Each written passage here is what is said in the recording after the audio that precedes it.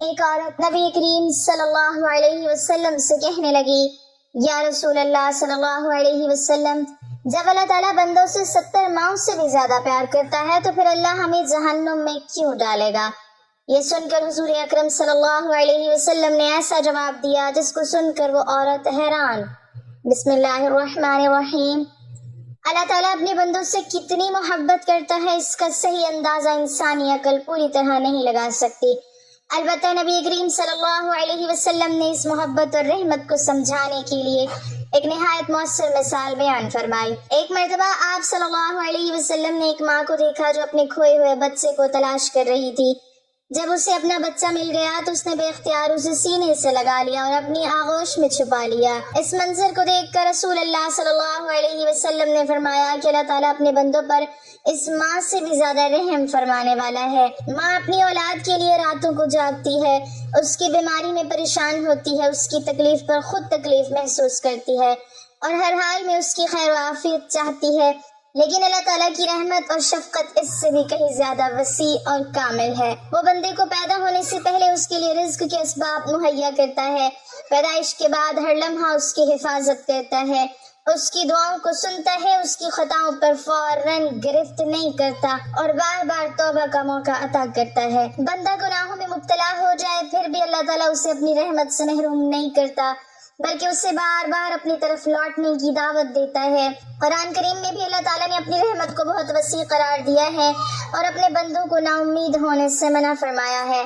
یہی وجہ ہے کہ مومن جب اللہ تعالیٰ کی رحمت کے بارے میں غور کرتا ہے تو اس کے دل میں اپنے رب کی محبت اور اعتماد بڑھ جاتا ہے۔ وہ جان لیتا ہے کہ اس کا رب صرف حکم دینے والا نہیں بلکہ بے حد مہربان، بخشنے والا اور اپنے بندوں کی بھلائی چاہنے والا ہے۔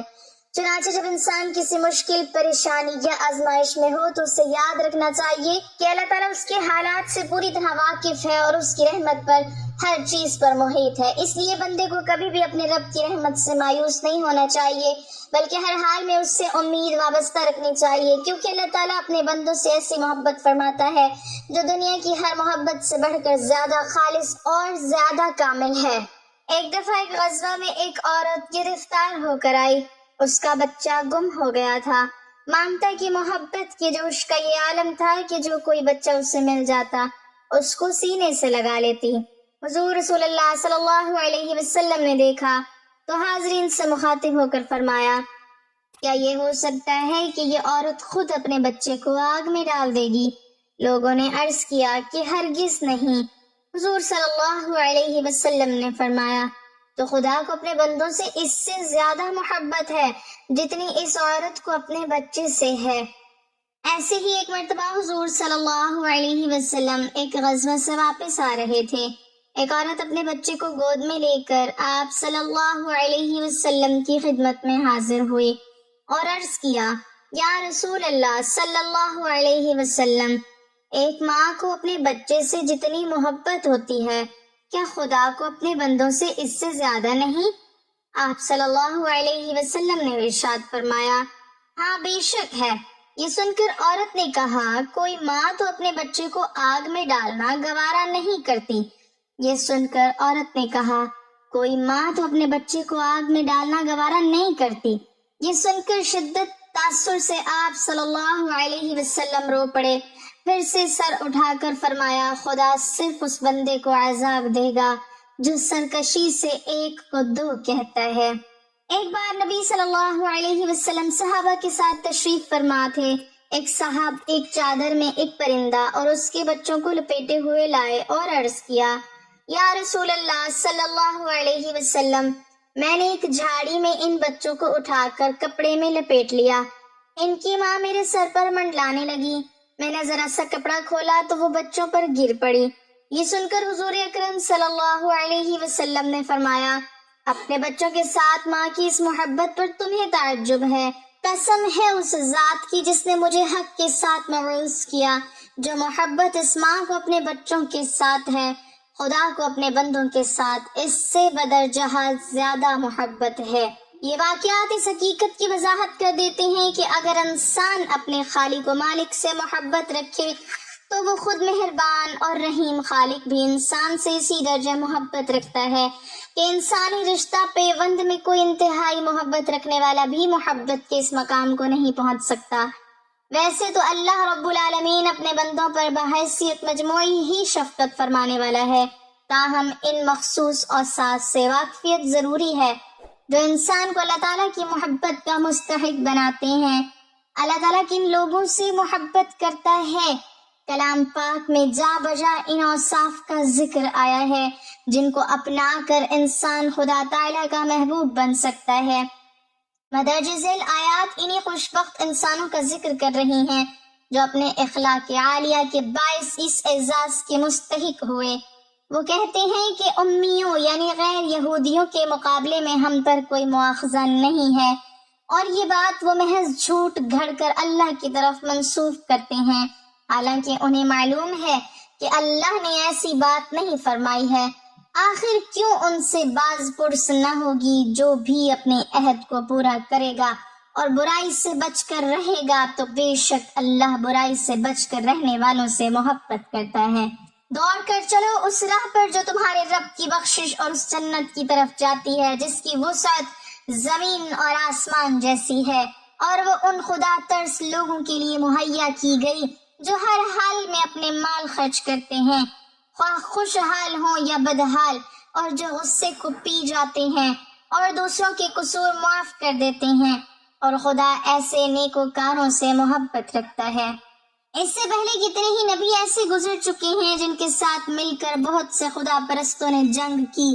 اللہ کی راہ میں جو مصیبتیں ان پر پڑی ان سے وہ دل شکستہ نہ ہوئے، نہ انہوں نے کمزوری دکھائی اور نہ وہ باطل کے آگے سرنگ ہوئے، اور خدا ایسے صابروں سے محبت رکھتا ہے۔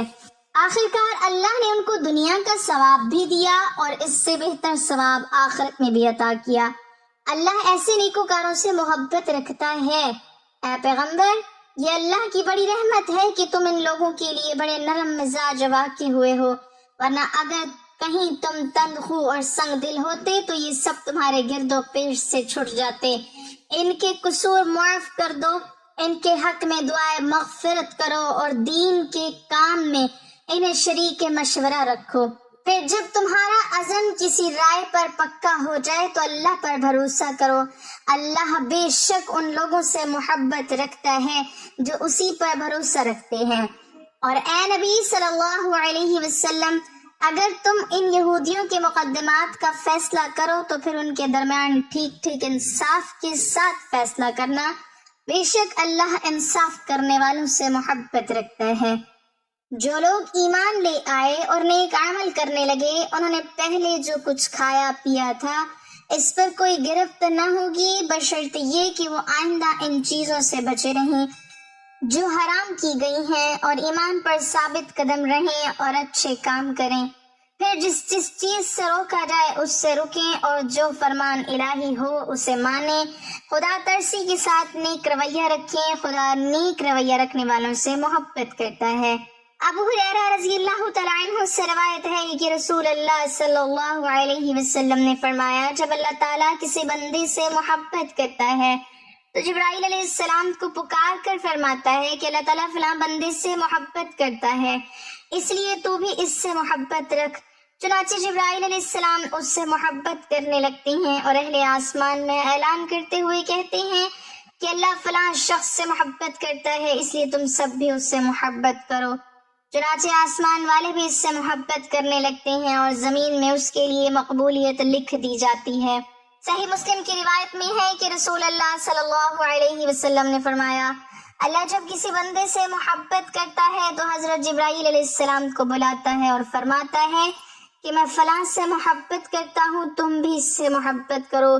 چنانچہ جبرائیل علیہ السلام اس سے محبت کرنے لگتے ہیں اور آسمان میں اعلان کرتے ہوئے کہتے ہیں کہ اللہ فلاں سے محبت کرتا ہے، تم بھی اس سے محبت کرو۔ چنانچہ اس سے آسمان والے بھی محبت کرنے لگتے ہیں، پھر اس کے لیے زمین میں مقبولیت لکھ دی جاتی ہے۔ اور جب رب تعالیٰ کسی بندے سے ناراض ہوتا ہے تو جبرائیل علیہ السلام کو بلا کر کہتا ہے کہ میں فلاں سے نفرت کرتا ہوں، تم بھی اس سے نفرت کرو۔ جبرائیل علیہ السلام بھی اس سے نفرت کرتے ہیں، پھر آسمان والوں میں اعلان کرتے ہوئے کہتے ہیں کہ اللہ فلاں سے نفرت کرتا ہے، اس لیے تم لوگ بھی اس سے نفرت کرو۔ پھر زمین میں اس کے لیے نفرت لکھ دی جاتی ہے۔ محترم ناظرین، ایک حدیث پاک کا مفہوم ہے کہ سیدنا ابو ہریرہ رضی اللہ تعالیٰ عنہ بیان کرتے ہیں کہ نبی کریم صلی اللہ علیہ وسلم نے فرمایا، میری امت کے تمام لوگ جنت میں جائیں گے سوائے اس کے کہ جس نے جنت میں جانے سے خود ہی انکار کر دیا۔ صحابہ کرام رضی اللہ عنہم نے عرض کیا، اے اللہ کے رسول، بھلا جنت میں جانے سے کون انکار کرے گا؟ آپ صلی اللہ علیہ وسلم نے فرمایا، جس نے میری اطاعت کی وہ جنت میں جائے گا، اور جس نے میری نافرمانی کی اس نے گویا جنت میں جانے سے انکار کر دیا۔ ایک مرتبہ رسول اللہ صلی اللہ علیہ وسلم ایک سفر سے واپس آ رہے تھے کہ ایک جگہ پر آپ نے پڑاؤ ڈالا۔ قریب ہی ایک بستی تھی جس میں ایک عورت کا تندور تھا۔ اس عورت نے لشکر کی روٹیاں بھی پکائیں۔ جب وہ عورت اپنے کام کاج سے فارغ ہو گئی تو صحابہ کرام سے کہنے لگی، میں تمہارے سردار سے بات کرنا چاہتی ہوں، کیونکہ میں نے سنا ہے وہ صاحب جمال بھی ہیں اور صاحب کمال بھی ہیں۔ صحابہ کرام اسے رسول اللہ صلی اللہ علیہ وسلم کے پاس لے آئے۔ کہنے لگی، اے اللہ کے پیارے رسول صلی اللہ علیہ وسلم، میں آپ سے ایک بات پوچھنا چاہتی ہوں۔ رسول اللہ صلی اللہ علیہ وسلم نے فرمایا، پوچھئے، کیا پوچھنا چاہتی ہو؟ کہنے لگی کہ میں ایک ماں ہوں، تندور میں روٹیاں لگاتی ہوں اور یہی میرا ذریعہ روزگار ہے۔